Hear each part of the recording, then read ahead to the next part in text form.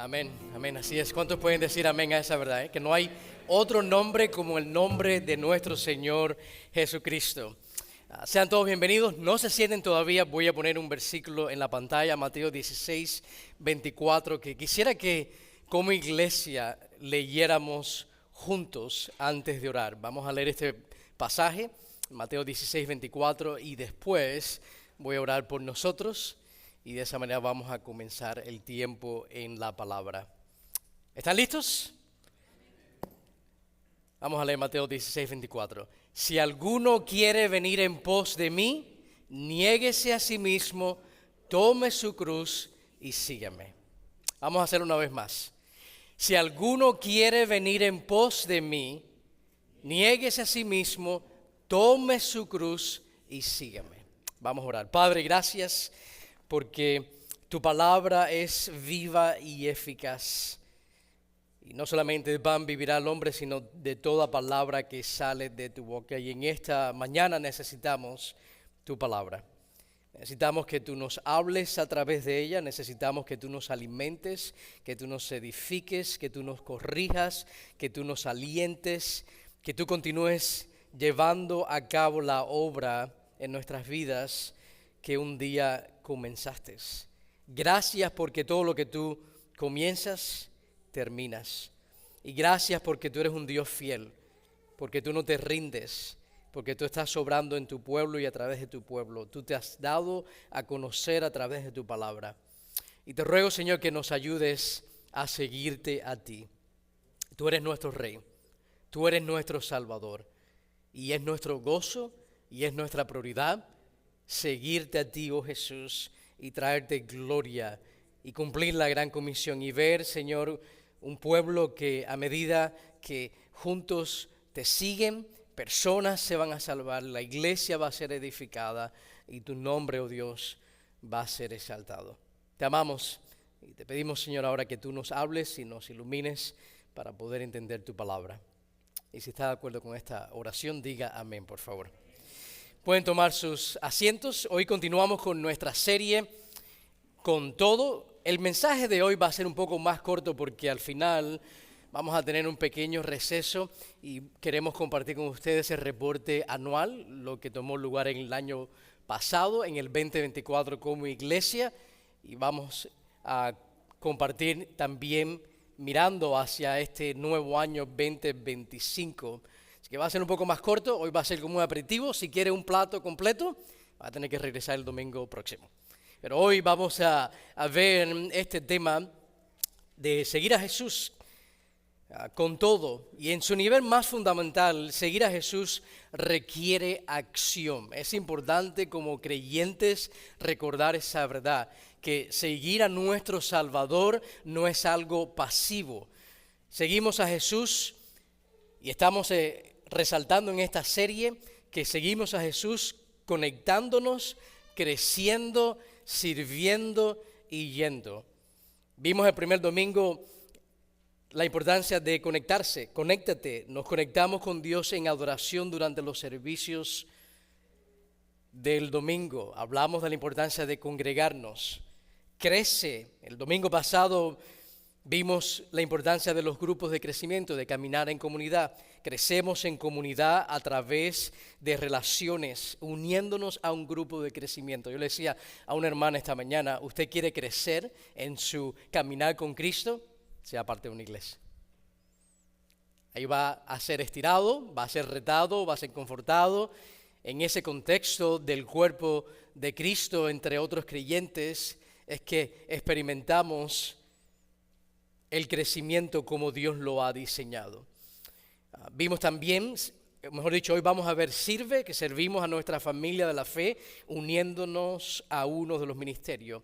Y el próximo domingo vamos a ver la importancia de ir, de ver. Vamos con intencionalidad evangelística, invitando a otros y compartiendo. Por eso la Gran Comisión habla diciendo que mientras nosotros vamos, dice, ir y hacer discípulos, y el énfasis es a medida que caminamos, a medida que atravesamos por la vida, vamos haciendo discípulos, en el hogar, en el trabajo, en el contexto de la iglesia.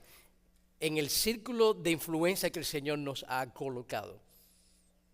Hoy, si está tomando notas, el título del mensaje es un llamado a seguir a Jesús, resaltando lo que Cristo dijo ahí en Mateo 16:24.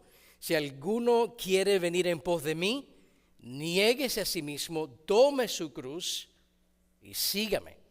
Hay un llamado a seguir. Y quisiera que piensen en esta pregunta. Señor, ¿qué debo hacer? Yo como creyente, hazte esa pregunta. ¿Qué debo hacer? Yo como un seguidor de Jesús, como alguien que he sido salvado, que mis pecados han sido perdonados, ¿qué debo hacer? En Hechos capítulo 22, versículo 10, cuando Pablo compartía acerca de su conversión, él estaba en Jerusalén, estaba frente a las multitudes, estaba frente a los romanos, y él estaba compartiendo su conversión como Cristo se le aparece en el camino a Damasco, y el Señor de una forma gloriosa y milagrosa convierte a Pablo. Pablo, hablando de ese evento, lo primero que le preguntó a Dios fue, Señor, ¿qué debo hacer? Fue su primera pregunta. Y esa es la pregunta que todo creyente debe hacerse. Esa es la pregunta que tú necesitas hacerte hoy. ¿Qué debo hacer? Señor, ¿qué yo debo hacer con mi vida? Y es una pregunta muy importante porque ser un seguidor de Jesús, ser un discípulo, no se trata de ser un espectador, sino de comprometerse con la iglesia. Un llamado a seguir a Cristo en comunidad.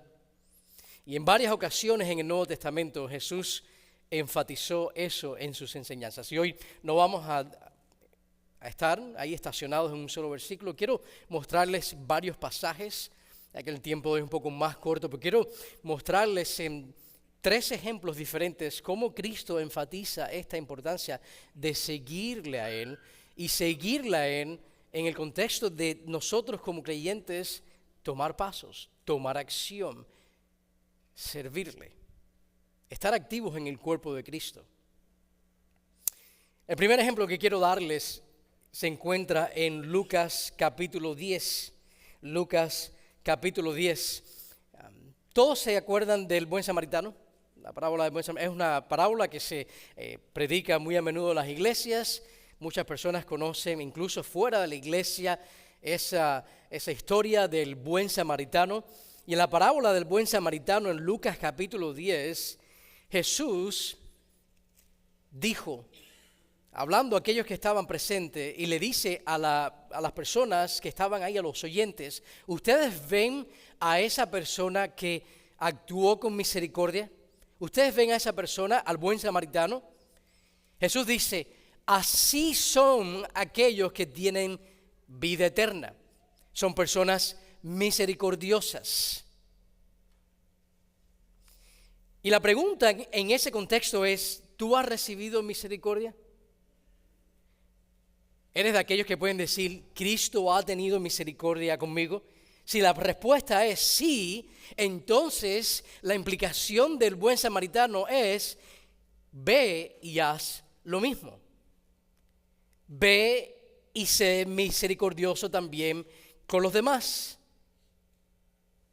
Cada creyente en obediencia a Jesús, y yo no quisiera, cuando hablamos de servir en la iglesia, yo meditando en esta semana mientras oraba por nosotros y oraba por el mensaje, decía, yo no quiero que la iglesia eso, yo sé que el pastor David también está en la misma página, que nosotros fuéramos una iglesia donde las personas sirven porque o están presionados a servir o nosotros los estamos tratando de, ¿cómo se dice? Guilt trip a ustedes.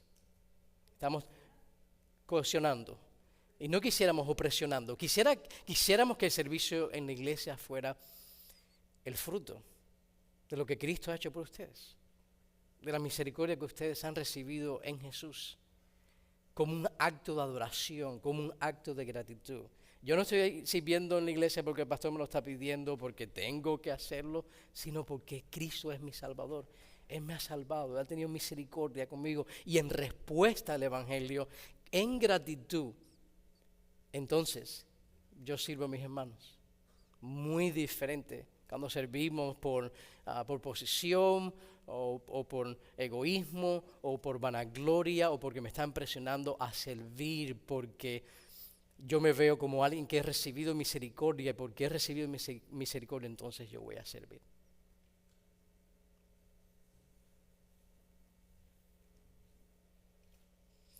El segundo ejemplo, en Marcos capítulo 10. Si quieren pueden buscar conmigo ese texto, Marcos capítulo 10, versículos del 42 al 45. La razón por la cual quiero que lo busquen es porque vamos a leer unos versículos en ese contexto. El buen samaritano solo hice referencia al pasaje. Marcos capítulo 10, versículos del 42 al 45, se conoce esa sección como el líder siervo, el líder siervo. Ahí, en ese contexto, Jesús llamó a sus discípulos. Ellos estaban discutiendo entre sí, sabían que Cristo en su momento iba a establecer su reino, iba a reinar, y ellos estaban discutiendo y compitiendo por puestos en el reino de Cristo.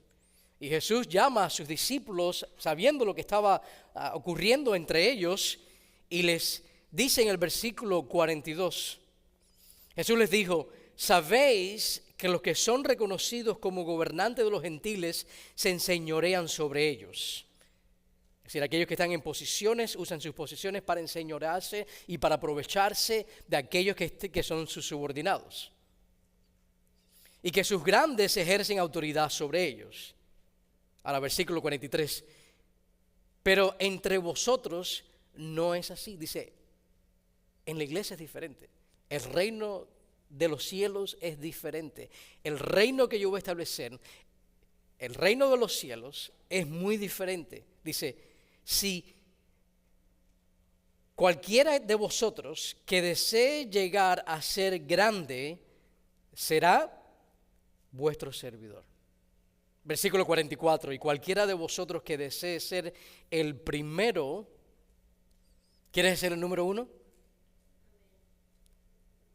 Cristo entonces dice, bueno, esa persona será siervo de todos. Ahora él dice el por qué.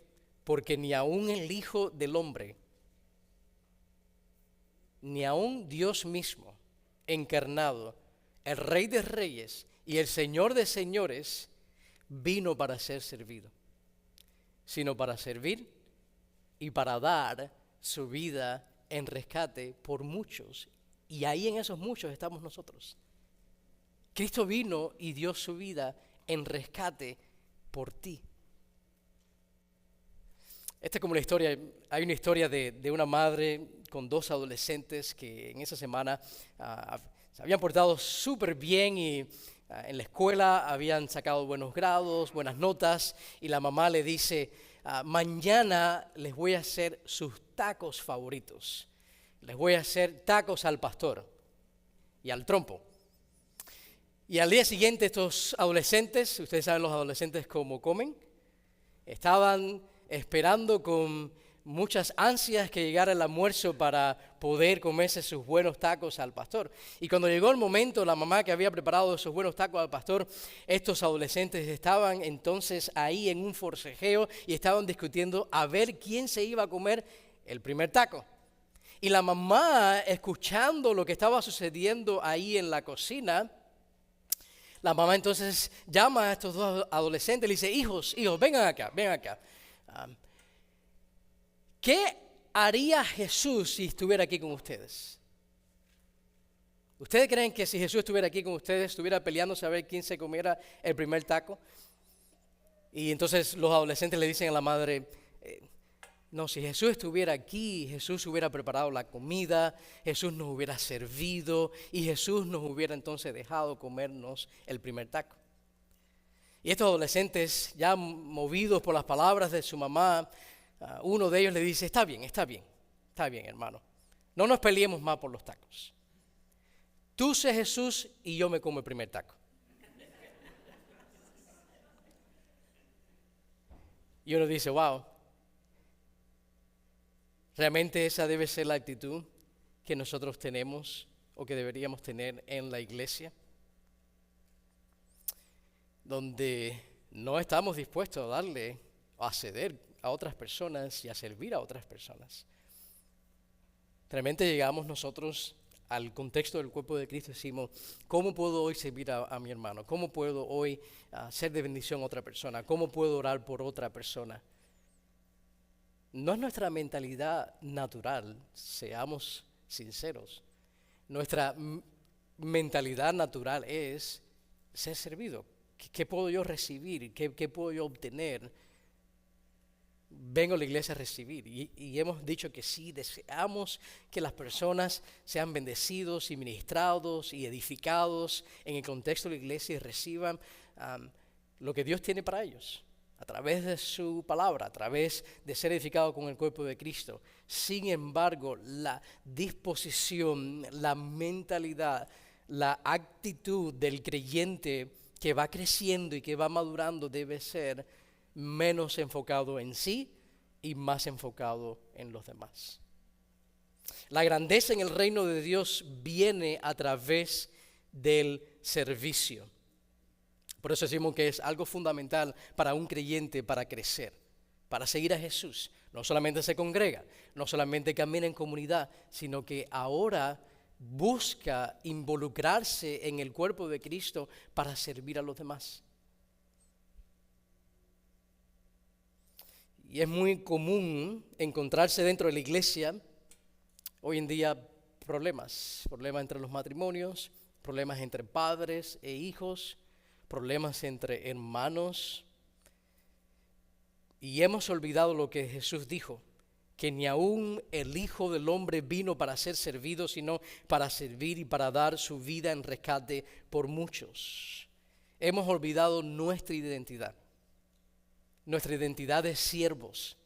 El cristiano es un siervo por definición, con un Señor. ¿No le decimos Señor a Cristo? Entonces, si Él es Señor, ¿qué somos nosotros? ¿Señores? No, somos siervos. Todos nosotros tenemos amnesia espiritual. ¿Saben lo que es amnesia? Es esa enfermedad que hace que se nos olviden las cosas. Falta de memoria, se nos olvidan las cosas, se nos olvida que debemos comportarnos como creyentes, se nos olvida que Dios nos ama, se nos olvida que no es sabio vivir para uno, se nos olvida que Dios creó de antemano obras para que yo anduviera en ellas. Olvidamos, pasamos mucho tiempo en el internet y poco tiempo en la palabra de Dios. Y se nos olvida nuestra identidad, se nos olvida lo que debemos hacer. Yo estaba mirando esta semana acerca de los selfies, que es tomarse uno mismo una foto. ¿Saben cuántos selfies al día se toman las personas?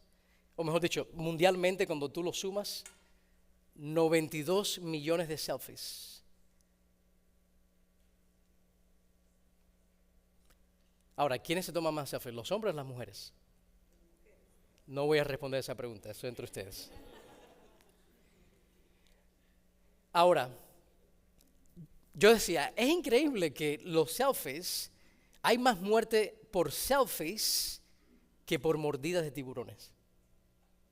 Más personas mueren porque están tratando de tomarse un selfie en un lugar tan peligroso y hay tantas muertes por selfies que por uno está bañándose en la playa que un tiburón venga y te muerda.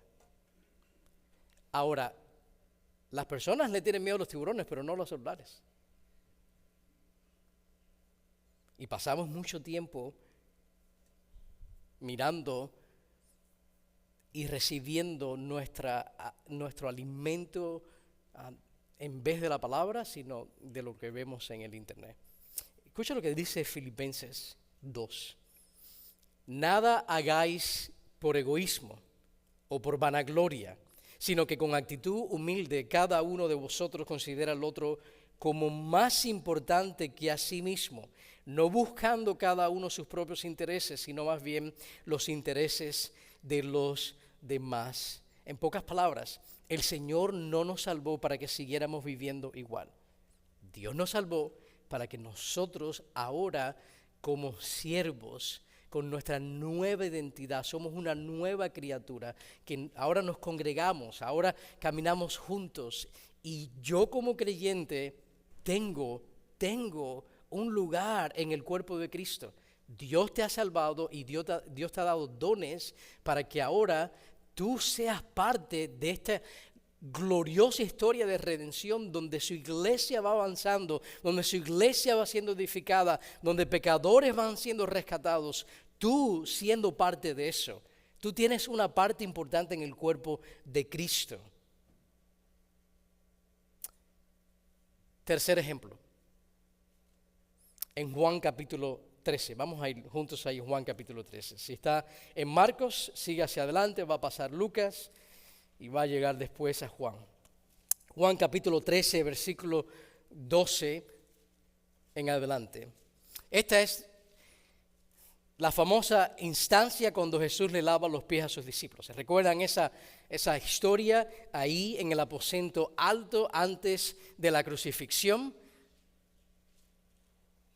En Juan 13, ahí cuando Jesús le lava los pies a los discípulos, les pregunta en el versículo 12, ¿sabéis lo que os he hecho? Si Jesús se quita su manto, se ciñe una toalla, se baja ahí al nivel de los pies de sus discípulos y con agua y lava los pies a sus discípulos, y Jesús les pregunta a ellos, ¿ustedes entienden lo que yo he hecho, os he hecho a ustedes?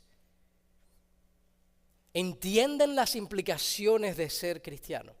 ¿Ustedes entienden las implicaciones de que mi obra por ustedes los ha lavado y sus pecados han sido borrados? La obra mía como el siervo que leímos ahí en Marcos capítulo 10, que el Hijo del Hombre no vino para ser servido, sino para servir y dar su vida en rescate por muchos. Ustedes entienden, les dice Jesús, o les pregunta Jesús a sus discípulos, ¿entienden las implicaciones de ser salvo? Miren el versículo 13. Vosotros me llamáis Maestro y Señor, y tenéis razón, porque lo soy. Pues si yo, el Señor y el Maestro, os lavé los pies, vosotros también debéis lavaros los pies unos a otros. Ahora miren el versículo 15. Porque os he dado ejemplo para que como yo os he hecho, vosotros también hagáis. En pocas palabras, ¿ustedes han visto lo que yo he hecho por ustedes? La respuesta es sí. Bueno, entonces ahora ustedes vayan y hagan lo mismo. Hay un llamado aquí a servir. Hay un llamado que incluye, el seguir a Cristo incluye el servicio. Jesús, nuestro Señor y Maestro, se murió para servirnos y ahora Él nos manda a hacer lo mismo. Y este pasaje de Juan 13, no tenemos el tiempo para desempacarlo completo, pero está lleno de teología. Que Cristo le haya lavado los pies a sus discípulos era algo inconcebible. En la cultura judía, ni un siervo judío le lavaba los pies a otro judío.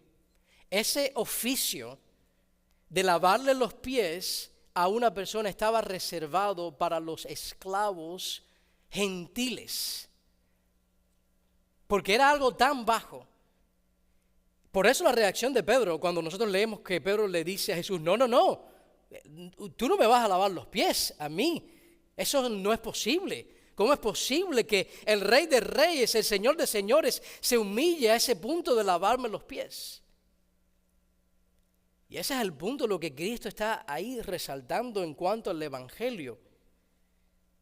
Porque no era correcto que un amo le lavara los pies a su siervo. Era al revés, el siervo tenía que lavarle los pies a su amo. No es correcto que un rey le lave los pies a sus súbditos. Eso no está bien. Debe ser lo opuesto. No es justo que Dios se haya hecho hombre y que haya ido a una cruz y haya muerto en una cruz en nuestro lugar. No es justo que el justo muera por los injustos, ¿verdad? Debe ser al revés. Y ese es el punto del Evangelio. El punto del Evangelio es que nosotros no hemos recibido lo que es justo, sino gracia. El punto del Evangelio es que ahora nuestros corazones cambian, nuestras actitudes cambian, nuestra identidad cambia en Cristo. Ahora somos siervos, ahora vivimos para agradarle, para servirle, para adorarle. Nuestro gozo ahora está en Él, en hacer su voluntad. Por eso Cristo decía, ustedes tomen su cruz y síganme. Si alguno quiere venir en pos de mí, si alguno realmente ha abrazado el Evangelio, sígame. Y parte de seguir a Jesús es servir. Parte de nosotros ser creyentes es que el creyente sirve. No es porque la iglesia lo necesita. Dios va a llevar a cabo su obra con nosotros o sin nosotros.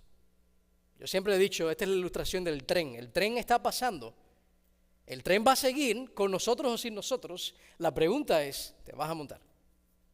La pregunta es, ¿vas a hacer tu parte de lo que Dios está haciendo? El Señor nos invita a ser parte de lo que Él está haciendo.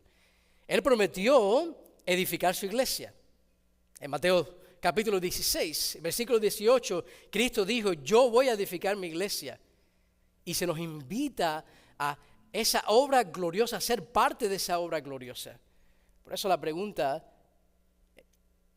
que yo les dije al principio es, Señor, que ustedes hicieran, que yo también tengo que hacerme, ¿qué debo hacer? Bueno, algo que el creyente hace es, el creyente sirve. El creyente sirve a su Señor. Ser cristiano tiene nuevas implicaciones. La salvación viene acompañada con responsabilidades. Quiero compartir algo breve con ustedes para que pensemos en esto y veamos la importancia del servicio. En Estados Unidos hay muchas iglesias, alrededor del mundo hay muchas iglesias. De hecho, se tratan de plantar iglesias constantemente, de abrir nuevas iglesias. Y en los estudios que se han hecho acerca de por qué las iglesias a veces declinan, pierden su efectividad y las iglesias pierden de tener ese impacto y ves que se van reduciendo en vez de ir manteniéndose y fortaleciéndose y floreciendo y creciendo. Y hay dos cosas que se han identificado en esas iglesias que normalmente van en declive. Hay dos características que son comunes en todas esas iglesias. La primera es que solo unos pocos están involucrados en el ministerio. Es decir, algo común de todas esas iglesias que van en declive es cuando solo unos pocos están involucrados en la iglesia, en la vida de la iglesia, en servir en esa iglesia local. No podemos servir en todas partes, pero debemos servir en algún lugar. Sí, como creyente, por eso la iglesia local es importante. Yo no puedo servir en todas las iglesias que existen en el mundo, pero Dios me ha puesto en una iglesia. Y en esa iglesia que el Señor te pone, ahí es donde tú debes conectarte y servir. Esa es la primera característica, que solo unos pocos están llevando el peso del ministerio sobre sus hombros. Es como el dicho ese que el 20% hace el trabajo del 80%. La segunda característica es que carecen de la capacidad. ¿Por qué? Porque no tienen voluntarios, porque las personas no están dispuestas a servir, solo se contentan con asistir. Carecen de la capacidad o la disposición para recibir e invertir en familias con niños.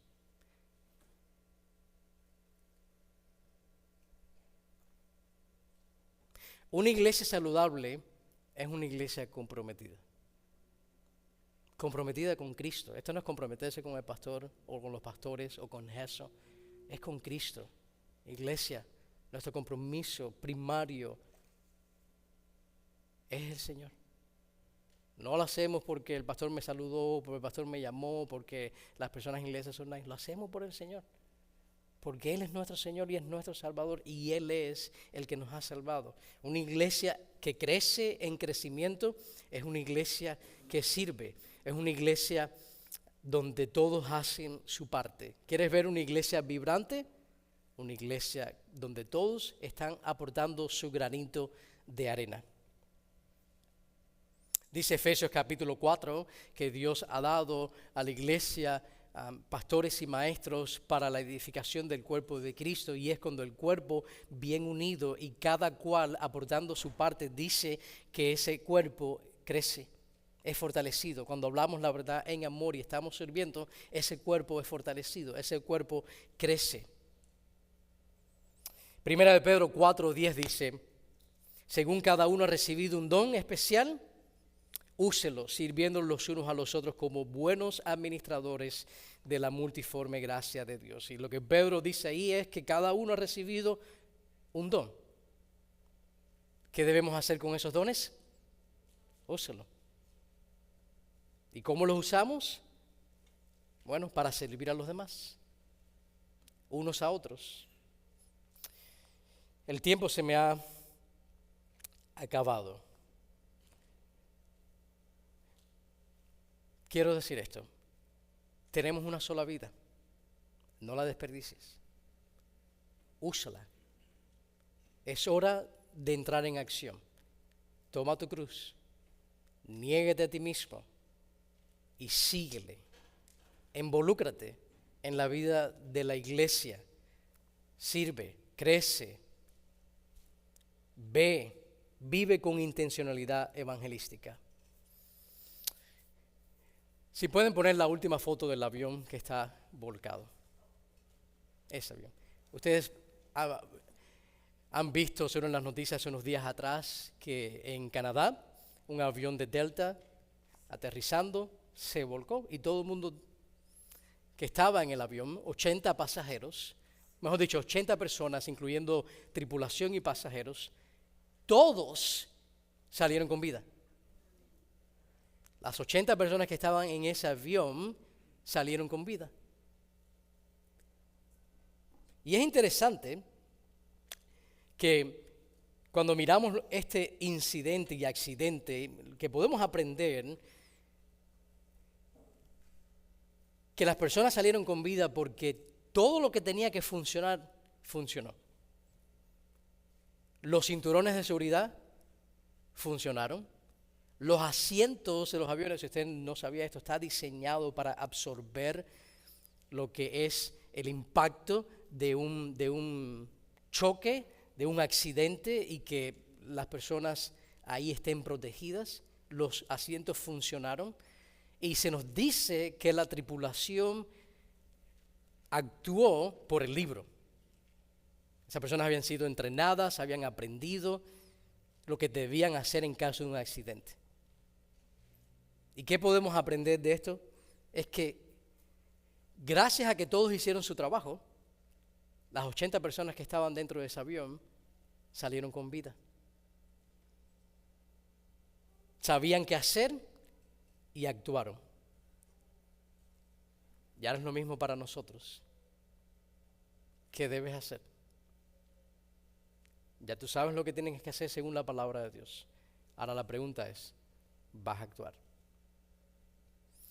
Hay en el boletín y en la pantalla hay unos slides que quisimos dejarlos a ustedes porque a veces en la iglesia se pregunta y dice, bueno, ¿cómo yo me puedo involucrar en la iglesia? En su boletín nosotros les dejamos a ustedes diferentes oportunidades específicas en los ministerios de nuestra iglesia. Tanto del campamento de verano que vamos a tener, ahí usted puede ver las diferentes necesidades que tenemos, las diferentes oportunidades para que usted se involucre. Por primera vez en nuestra iglesia vamos a tener un campamento de verano y hay diferentes ministerios en nuestra iglesia y en esos ministerios hay oportunidades para que usted se involucre, para que usted pueda servir, y no tiene que ser todos los domingos. Yo siempre le digo a los hermanos, comienza a hacerlo una vez al mes. Si todos nosotros servimos una vez al mes, no hay necesidades en la iglesia. O las necesidades se van supliendo. Entonces, La pregunta es, ¿qué vas a hacer? Ya eso es entre tú y el Señor. Vamos a terminar cantando una canción. Y mientras el grupo de alabanza sube, voy a orar por nosotros. Señor, gracias por tu palabra, gracias porque tú nos permites congregarnos y juntos adorarte a ti. Gracias porque tu palabra es lámpara a nuestros pies y lumbrera a nuestro camino. Tu palabra nos muestra dónde estamos parados, cómo está nuestra vida en este momento. Y nos muestra también qué pasos debemos tomar. Y es nuestro deseo ser fieles a ti, hacer tu voluntad. Y queremos seguirte con todo. Queremos ser creyentes que regularmente se congregan, creyentes que caminan con otros hermanos en comunidad, en grupos de crecimiento. Queremos, Señor, adorarte a ti. Queremos nosotros servirte a ti, servir a tu cuerpo, a tu iglesia por la cual tú diste tu vida. Ayúdanos a realmente ser intencionales y responsables y en un acto de adoración y obediencia involucrarnos en tu iglesia para tu gloria y el beneficio de muchos. Señor, te amamos, te damos gracias porque tú estás con nosotros y te damos gracias por lo que tú vas a hacer a través de tu iglesia, la iglesia que toma tu palabra en serio, la iglesia que juntos se sirven los unos a los otros. En el nombre de Jesús pedimos todas estas cosas. Amén.